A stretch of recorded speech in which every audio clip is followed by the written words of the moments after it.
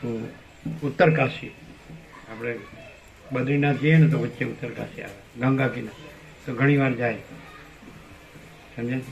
પહેલેથી જ બાળપણથી મહાત્માઓમાં જ રહેલા છે. અભ્યાસ સંસ્કાર ફૂલ છે, સરળ છે, સંપૂર્ણ છે, સાધુ પુરુષ છે.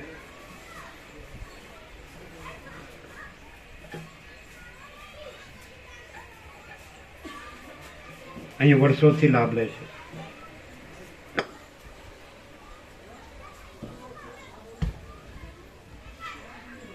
જય પ્રભુ.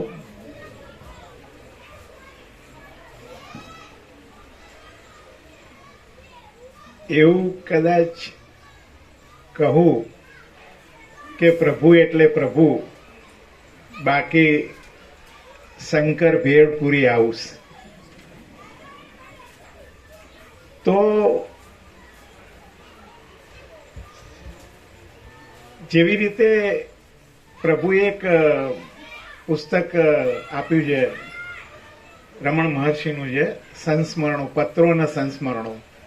તો એ જે સુરીનાગમમાં હતી એને એમ કે એવી ઈચ્છા થયેલી કે મારે કોઈ ભગવાન જેવા પુરુષને જોવો છે કે એમ, તો એને રમણ મહર્ષિ મળી ગયા એમ. એવી રીતે આપણને બધાને પણ કે ભાઈ મૂર્તિમાં તો બધા ઘણા બધા ભગવાનને આપણે બધા જોયા એમ, પણ સ્વયં સદેહે ભગવાનના દર્શન કરવા છે તો એ ભગવાન એટલે પ્રભુ પોતે. એટલો બધો સત્ય પ્રકાશ આપણને બધાને કરાવવા માટે સતત અંદરથી પ્રભુ જે પ્રકાશી રહ્યા છે. પ્રભુ કંઈ કરતા નથી. કદાચ હું એવું કહું કે પ્રભુ આપણા બધા માટે આવું કરતો, એ કંઈ કરતા નથી. પ્રભુ કંઈ છે જ નહીં. પ્રભુ પોતે પ્રકાશ જ છે. આપણી કોઈ પણ ધારણા, કોઈ પણ માન્યતા, કોઈ પણ આરોપ તો ખોટો પડશે, કારણ કે એની સાક્ષી પૂરે જ આ બધા જ વચનામૃતો. એકે એક વચનામૃતો એની સાક્ષી પૂરે છે. અમે એક આશ્રમની અંદર હતા અને ત્યારે એ દિવસે એક કાશિકાનંદ કરી અને શાસ્ત્રાની અંદર બહુ જ વિદ્વાન છે એમ, એને એવું અમને બધાએ કહ્યું એમ કે આ ગમે તે શાસ્ત્રાર્થ કરવા બેસે ને તો એને હરાઈ દે કે એમ, એટલી બધી જોરદાર કે મેઘા છે એમ.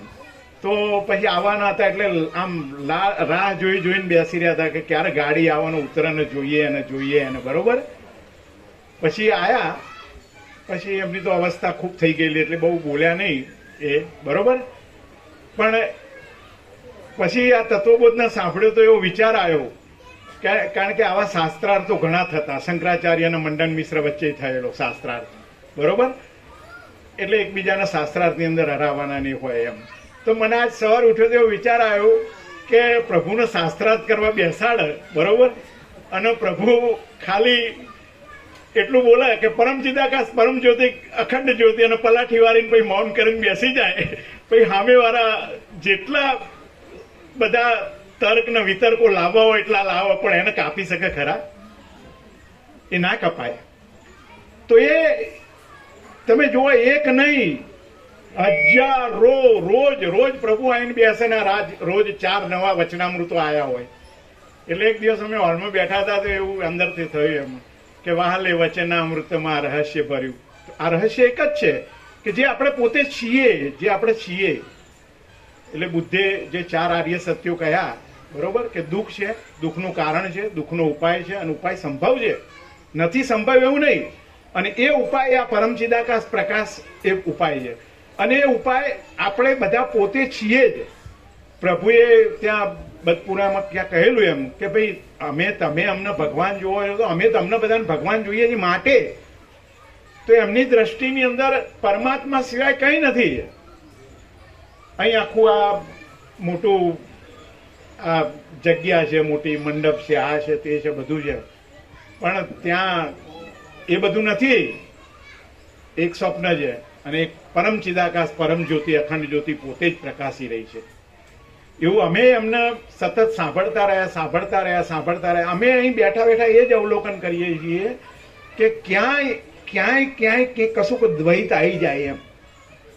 એટલે પ્રભુ નિરપેક્ષ સતની અંદર બોલ્યા છે એમ કે સત્યને નહીં જાણી શકવાના કારણે લોકો એ સત્યના અનુષ્ઠાનો સુધી નીચે ખેંચી લાયા છે અને પછી એમાં ભરાઈ પડે છે ને પછી એ લઘુતા ગ્રંથિ નીકળતી નથી, એટલે પછી એ સત્ય પોતે નથી અનુભવી શકતા, નથી જાણી શકતા કે નથી કોઈને કહી શકતા. અને આ સત્યના પ્રકાશ વગર, આ સત્યની રિયલ અંદરથી એવી અનુભૂતિ વગર દુઃખ નહીં હટે. કારણ સ્વપ્ન જો સત્ય લાગ્યું તો સ્વપ્ન તો એવું કઈ નક્કી ના હોય, કોઈક દાડો સારું હોય અને ખરાબે હોય, અને ખરાબ સ્વપ્ન કેટલું ડરાઈ જાય ને કેટલું હલાઈ નાખે એનો કોઈ ભરોસો નહીં એમ.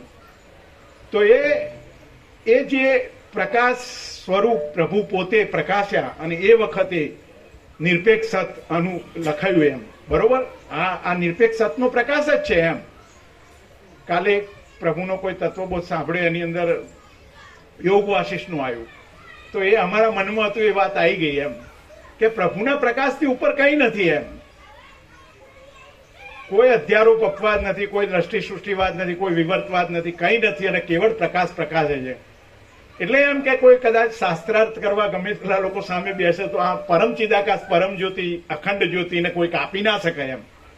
અને પછી કઈ દલીલ બી કરવાની જરૂર નથી, કારણ કે એ જ સત્ય છે અને એના સિવાયનું કોઈ સત્ય છે નહીં. એ સત્ય જો આપણા જે બી ભાવિકોએ, હજારો લાખો ભાવિકોએ લાભ લીધો છે, એની મહેનત એટલી જ છે એમ કે ખાલી આપણી મહેનત એટલી જ છે કે હું કઈ નથી. એટલે આ માખણની જેમ ઉતરી જાય, સીધું સડાટ કરતું એક જે વચનામૃત બોલાય છે ને એક ઉતરી જાય. અને ગેરંટી સાથે આ પ્રકાશ વગર કોઈ પણનું દુઃખ દૂર નહીં થાય. આપણે આનંદ જોઈએ છીએ, સુખ જોઈએ છે, અને ટુકડામાં નહીં કે આજે 12:30 વાગ્યા સુધી મને સુખ રહે પછી 4 વાગે મારું દુઃખ ચાલુ થાય તો વાંધો નહીં. અખંડ જેવી રીતે પ્રભુના મેં 10 દિવસ રહ્યા અહીં જોયા, ગમે ત્યારે પ્રભુ જો એવરગ્રીન. કેમ? કારણ કે મહાચિદાકાશ પ્રકાશ પોતે જ છે, બીજું એ નથી. તો એ પ્રકાશ આપણને બધાને મળ્યો છે. એ અદ્ભુત પ્રકાશ છે કે જે અમને પોતાને, કારણ કે દરેકને એક જ ઈચ્છા હોય કે મારું માંકડું શાંત થાય.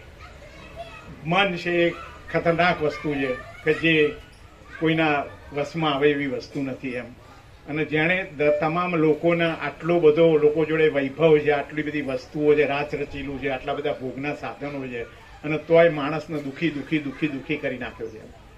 આ વાતાવરણને છોડી અને આપણે બહાર જઈએ ને તો સાંજે એબીસી ન્યૂઝમાં 1 થી 100 સમાચાર આવે છે, જોઈએ એટલે ખબર પડી જાય કે દુનિયાની હાલત શું છે. અને એની અંદર આપણને બધાને આ ભાગ્ય મળ્યું છે, આપણને આ સાંભળવાનું, જે શ્રવણ કરી અને કંઈ પાછું કર્યા વગર, કોઈ સમાધિ નથી લગાવવાની, કોઈ ક્રિયા નથી કરવાની, કોઈ જપ નથી કરવાના, કંઈ નથી કરવાના. બસ મેં નહીં હું ઓર પ્રકાશ હે. એ આપણે અત્યારે હિયર એન્ડ નાઉ. પ્રભુ કે એવું નહીં, વાયદો નથી કે તમે અહીં આ જ છો, કે તમે ગમે તે તમને માનતા હોય તે તમે નથી જ. અને જે પ્રકાશ છે એ જ પ્રકાશ છે. તો આ પ્રકાશ જ પ્રભુએ કહ્યું ને કે આ પ્રકાશ જ શાંતિ છે, આ પ્રકાશ જ આનંદ છે, આ પ્રકાશ જ સુખ છે. કોઈ પણ આ દુનિયા ઉપર પહેલો મનુષ્ય જન્મ ત્યાંથી ત્યાં સુધીનો અને આજે 800 કરોડ લોકો છે, એને આ પ્રકાશની રિયલ સ્વીકાર, અંદરથી સ્વીકાર, અને કોઈ પણ લઘુતા ગ્રંથિ છોડવાની તૈયારી હોય તો હિયર એન્ડ નાવ અહીં આ પ્રકાશ પોતે જ પ્રકાશી રહ્યો છે એવું અમારું પોતાનું ફીલ છે. અને અહીં આવીને અમને એવું જ થાય છે કે કંઈ કરવાનું નથી, અહીં બસ શાંતિથી બેસો એમ, હળવા થઈને એમ. એક પ્રવાહે આપણે ગંગા કિનારે ગયા તો ગંગા વહેતી હોય એને જોવાની જ હોય ખાલી કે આ ગંગા વહી રહી છે એમ. એવી રીતે અહીં પ્રકાશ વહી રહ્યો છે એમ. પણ એની વિશેષતા આ પ્રકાશની એ છે કે કોઈ બોલનાર નથી અને કોઈ સાંભળનાર નથી, અને માત્ર પ્રકાશ વહી રહ્યો છે. પ્રકાશ પ્રવહે એવી મહાચિદાકાશ ગંગા જે મળી છે એમ. તો જે બી હશે એ અવિદ્યાભાસના લોકો હોય કે વિદ્યાભાસ ના હોય, એ બધાને આ પ્રકાશને સ્વીકાર્યા વગર શાંતિ નહીં થાય. કારણ કે આપણે પરમ શાંતિ જોઈએ છે, પરમ આનંદ જોઈએ છે, અને એ પરમ શાંતિ અને પરમ આનંદ એ આ પ્રકાશ છે, એ બિલકુલ સત્ય હકીકત છે. એટલે ભાગ્યશાળી છીએ આપણે બધાએ, આખી ભારત ભૂમિ અને આખી દુનિયા, બરોબર. તો જૂના તો આપણે આ બધાને જોયેલા નથી, વશિષ્ઠ, વાલ્મીકી, વ્યાસ એ બધાને તો આપણે જોયેલા નથી, બરોબર. પણ આજે તો આપણે જોઈ શકીએ એવી વિભૂતિ આપણી સામે છે, એમ કે એને કોઈ એવું મહાત્મા કે એવું ના કહેવાય, કારણ કે પ્રકાશ પોતે જ છે અને બીજું કંઈ નથી. અને કોઈ એવું નથી કે જે એને એવું સિદ્ધ બી કરી શકે કે આ કોઈ દેહ છે એમ, કારણ કે એની અંદરથી આવે જ એવું, એમ એક જ ધાર્યું ગમે ત્યારે જેવા એમ કે જેવું મુખ ખુલે ને એટલે સીધો આખો જે અનંત ચૈતન્ય પ્રકાશ છે એના સિવાયની કોઈ વાત હોય નહીં એમ. તો દુઃખ છે, દુઃખનું કારણ છે, દુઃખનો ઉપાય છે અને ઉપાય સંભવ છે.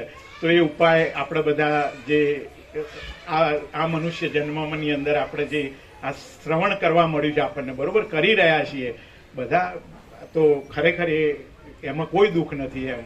એટલે વચ્ચે કે દુઃખ તીન કાલ મેં નહીં હે. તો આવા વાક્યો સતત આપણા, તમે જો એક પ્રેક્ટિકલ દાખલા કે આપણા ઘરની અંદર કોઈ કામની અંદર ગૂંચાયેલા છીએ, બરોબર, અને પછી બધું કામ છોડીને એકદમ એમ કે એ વખતે એવું લાગે કે મજા નથી આવતી, કંટાળો આવે છે, ગમતું નથી, શું કરવું, એવું મન ચાલે, બરોબર. અને એકદમ શાંતિથી બેસી અને આમ પ્રભુની કોઈ બી ક્લિપ હોય ને એકદમ ચાલુ કરી દેવાની. પછી 1 કલાક પછી જે મન બદલાઈ ગયું હોય ને આખું એ જોવાનું, એકદમ અંદર એકદમ ફૂલ ફોર્મમાં આવી જવાશે. આ પ્રકાશની તાકાત છે.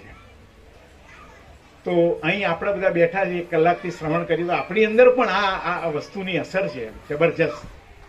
એટલે ખરેખર આપણે બધા ભાગ્યશાળી છીએ. ખરેખર આપણે બધા ના બોલવું જોઈએ, આપણને બોલવાનું, કારણ કે પ્રકાશ પોતે પ્રકાશી જ રહ્યો છે અને આવો પ્રકાશ તો ક્યાં પ્રકાશ છે. એટલે છેલ્લે કોઈ વખત પેલો માતાજીનો ગરબો છે ને એ મને અંદરથી યાદ આવે, બરોબર, કે આ તો મારી માડીના રથનો રણકાર, આવો રણકાર બીજે ક્યાંય નથી સાંભળ્યો. જય પ્રભુ. ઓમ ઓમ ઓમ.